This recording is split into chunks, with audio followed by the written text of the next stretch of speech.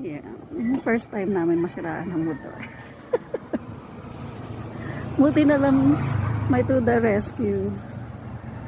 Si Kuya. Ayan. Yung sa daan. Masiraan kami ng motor. Waiting muna tayo. Sa club niya, umaambon-ambon na. Ayan o. Talaga. Ayan guys, oh. Grabe, lumalakas na yung ambon. Ayan, nasiraan kasi kami ng motor guys. For the very first time lang namin masiraan ng motor dito pa.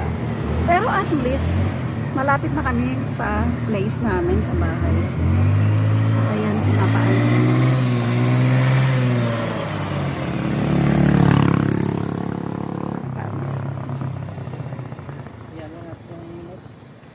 Ambon-ambon.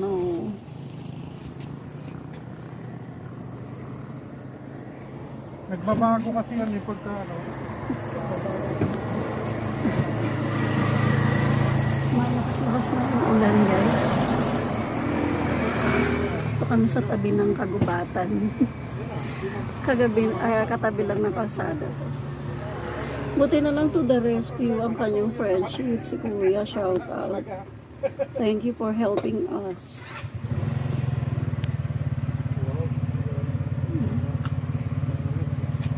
Green na green ang paligid.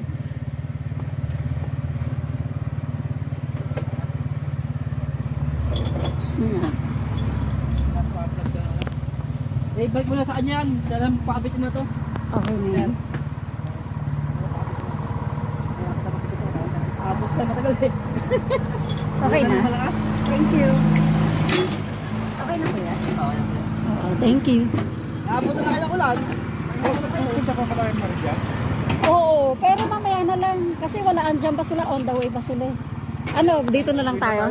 Oo, uwi na tayo. Oo. Oh, nakahigpit. Ay, sasakay na ako dito. Sige, thank you. Ito ba tayo tuligit? May meeting tayo At mamaya. least naayos na. Punta ka ba?